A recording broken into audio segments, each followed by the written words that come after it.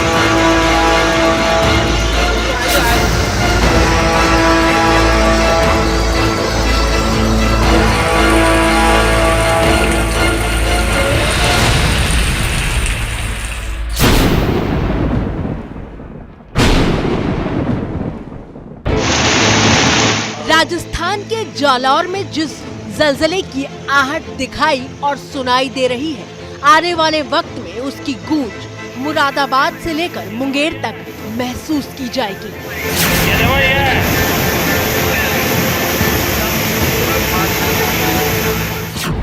बूंदी की सड़कों पर उफनते सैलाब का सितम यूपी में बाराबंकी से लेकर बिहार के बेतिया की सीमाओं के भीतर तक दाखिल होने वाला है।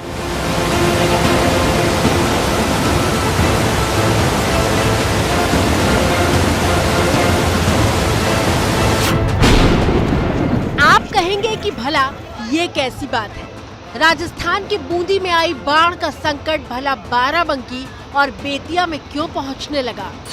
तो जवाब यह है कि देश के एक कोने में आसमान से जो आफत बरस रही है, उसका असर सिर्फ उस हिस्से तक नहीं रहेगा। इस आफत की आंच देश के कोने कोने में महसूस की जाएगी, क्योंकि यह आफत अनाज के उत्पादन पर है।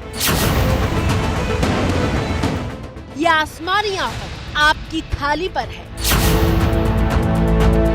मॉनसून के महीने में आया ये संकट आपकी रोटी और एक कटोरी दाल पर है।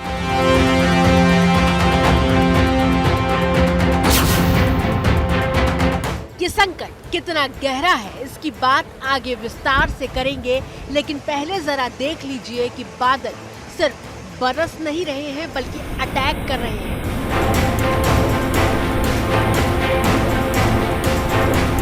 और उस अटैक से जमीन पर क्या हालात हैं, इसकी पहली नजीर बना है राजस्थान का जालौर।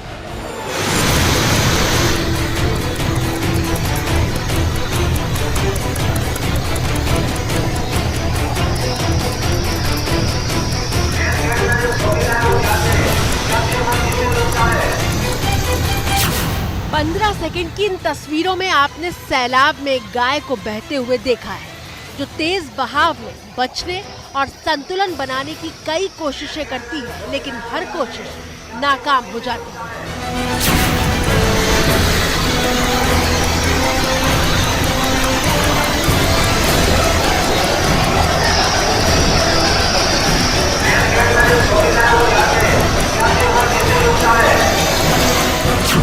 जो पानी पूरे वेग के साथ एक गाय को खिलौने की तरह बहाकर ले जा रहा है, वो कितना ताकतवर है उसे इस बात से समझिए कि गाय का औसत वजन 400 से 500 किलो के बीच होता है। अगर सैकड़ों किलो की एक गाय पानी में एक सेकंड भी ठहर नहीं पा रही तो फिर जालौर में आए सैलाब को जलजला कहना अतिशयोक्ति तो कतई नहीं है। थोड़ी देर पहले जिस जगह पर आपने गाय को बहते हुए देखा था, ये ठीक उसी जगह की तस्वीर है जहां हर कोने में प्रचंड वेग के साथ पानी आगे बढ़ता हुआ दिखाई दे रहा है। राजस्थान के जालौर में 12 घंटे से हुई रुक रुक कर बारिश के बाद नदी नाले उफान पर आ गए। शाम को 2.5 घंटे की तेज बारिश के बाद जालौर के जसवंतपुरा का सुधा माता मंदिर जलमग्न दिखाई देने लगा। 2.5 घंटे पहले सब कुछ ठीक था, दुकानें भी खुली हुई थी, लेकिन देखिए 2.5 घंटे की बारिश के बाद दुकान के सामने नदी बह निकली है।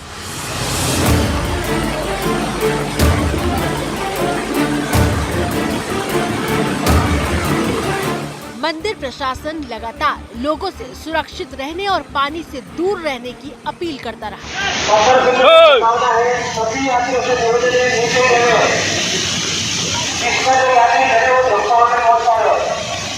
मंदिर के आसपास 5 फीट तक पानी भर चुका था।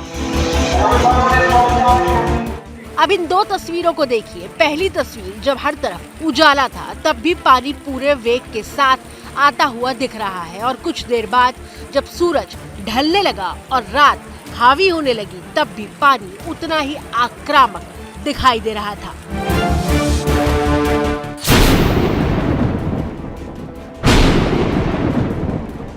टीवी स्क्रीन पर मौजूद ये तस्वीर भी राजस्थान के जालौर की है। दिन ढल चुका है, सूरज की आखिरी किरण का उजाला बाकी रह गया है।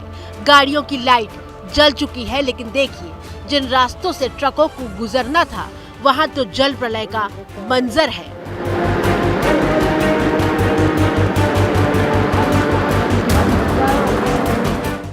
पिछले 24 घंटों में राजस्थान के जालौर में सामान्य से 145% ज्यादा बारिश हुई है।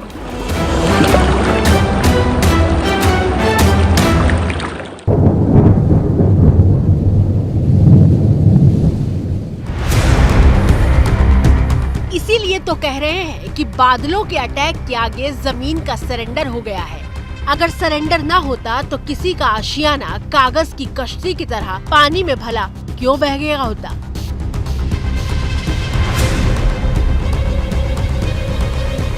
तस्वीरें राजस्थान के उदयपुर की हैं, वो उदयपुर जो झीलों का शहर है, जिसकी खूबसूरती के किस्से पूरे देश में हैं। उस शहर की तस्वीर मूसलाधार बारिश ने बदल दी।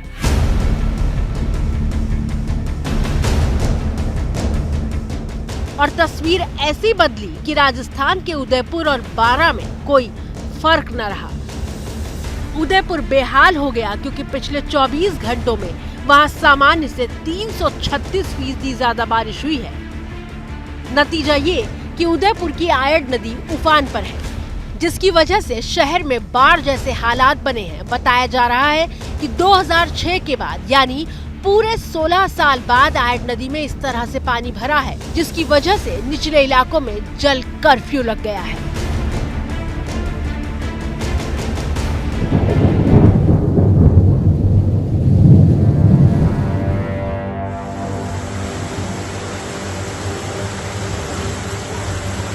तस्वीरें देखकर कौन कहेगा कि ये राजस्थान के बूंदी का रिहायशी इलाका है, जहां इमरजेंसी जैसे हालात पैदा हो गए थे।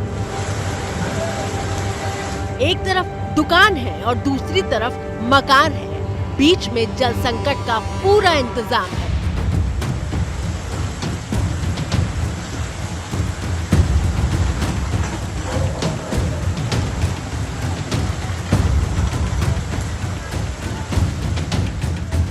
तस्वीरें 22 अगस्त की हैं, जब झील का पानी बूंदी के सदर बाजार के भीतर घुस चुका था। मुख्य बाजार की दुकानों का सामान पानी में गोते लगाने लगा था।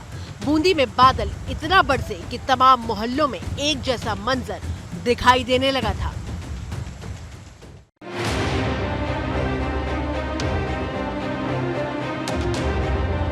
22 अगस्त से 24 अगस्त की तारीख आ गई, लेकिन बूंदी के हालात नहीं बदले।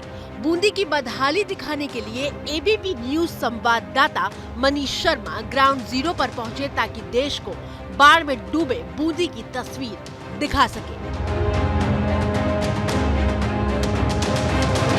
हालात ये हैं कि भारी बारिश के बाद उफान पर आई नदियों की वजह से गांव के गांव टापू बन गए हैं। गांव टापू क्यों बने उसे समझने के लिए ये तस्वीर देखिए।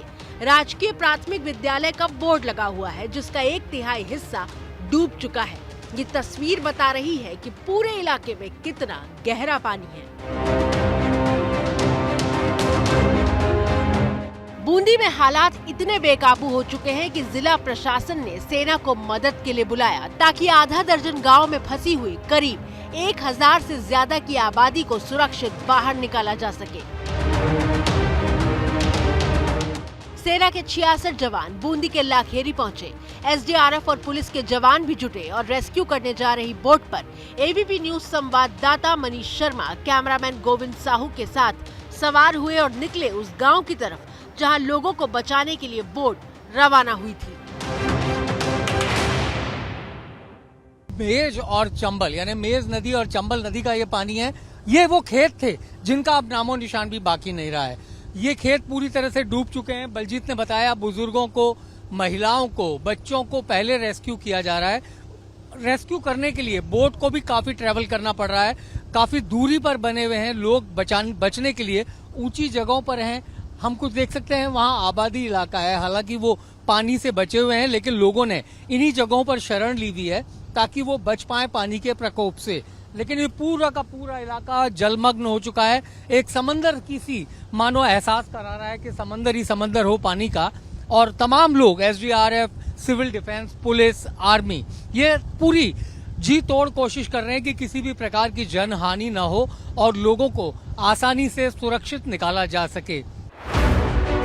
पूरे रास्ते में सिर्फ तबाही और सैलाब की जद में आए गांव के कुछ निशान थे जो इस बात की गवाही दे रहे थे कि यहाँ चंद दिनों पहले तक जिंदगी आबाद थी, जीवन था। लेकिन इस वक्त पानी ने ऐसा ब्रेक लगाया है कि जो जहाँ था वहाँ फंस चुका है।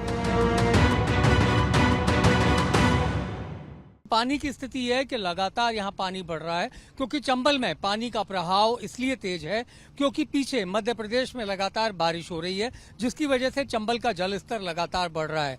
हालांकि राहत की बात यह है कि बारिश पिछले कुछ घंटों से लगातार बंद है और इसी की वजह से रेस्क्यू ऑपरेशन को चलाने में भी दिक्कत का सामना नहीं करना पड़ रहा। लेकिन इस वक्त भी काफी गहरे बादल हैं और अगर बारिश होती है तो इसका सीधा असर रेस्क्यू ऑपरेशन पर भी पड़ता है। और चुनौती सिर्फ पानी नहीं है, चुनौती गांव वालों को समझाने की भी है क्योंकि चारों तरफ खतरा होने के बावजूद लोग गांव छोड़कर जाने को तैयार नहीं हैं। यहाँ से इस जो गांव की पॉपुलेशन है वो 150 के आसपास है। यहाँ से लगभग 25 लोग ही गए हैं। तो हमने यहाँ आके अभी 1 घंटे से समझाइश कर रहे हैं कि बच्चों और महिलाओं को और सबको यहाँ से निकलना ही है क्योंकि पानी का जल स्तर रेगुलर बढ़ रहा है। कितने लोग होंगे सर? आसपास की कितनी आबादी है जो इस पूरे पानी की वजह से अफेक्टेड है? ये लगभग 1000 के आसपास लोग हैं जिनका रेस्क्यू चल रहा है अलग अलग लोकेशंस के ऊपर। और एनडीआरएफ की 2 टीम हमने मंगाई है, वो भी पहुंचने वाली है। आर्मी का 1 कॉलम जयपुर से चल चुका है। लोगों को खून पसीने से सींची अपनी इस गृहस्थी और जानवरों की चिंता है जिसे वो किसी भी हाल में छोड़कर जाना नहीं चाहते। प्रेमलता रो क्यों रही हो? यही रहना जिंदगी भर। रो क्यों रही हो? नहीं, लेकिन अभी जान बच जाए तो बड़ी बात है ना। अपना घर छोड़ने की पीड़ा क्या होती है ये आंखों से बहते आंसू बता रहे हैं, जिसके दर्द का सिर्फ अंदाजा लगाया जा सकता है। महसूस वो ही कर सकता है जिस पर बीत रही है।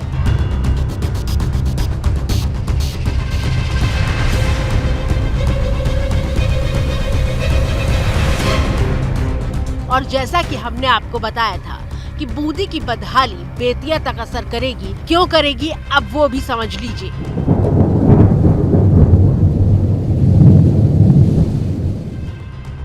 बादलों के लगातार अटैक से देश में भारी अनाज का नुकसान हो रहा है क्योंकि फसलें तबाह हो रही हैं। जून से अब तक बारिश के बाद आई बाढ़ में 5,12,528 हेक्टेयर की फसल बर्बाद हो चुकी है।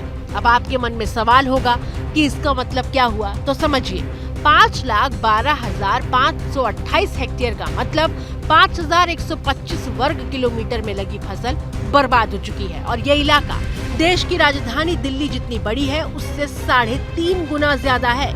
आप कल्पना कीजिए कि नुकसान कितना बड़ा है।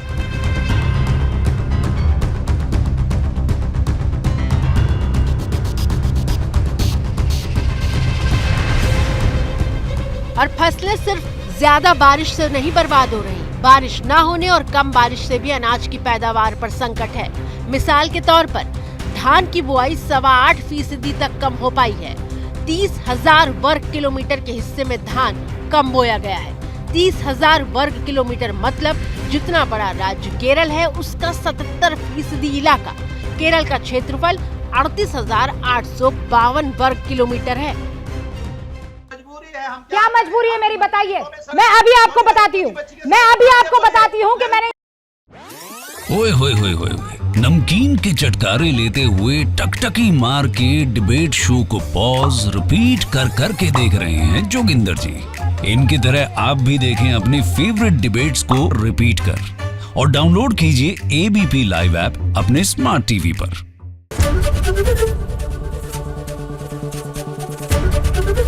ABP न्यूज आपको रखे आगे।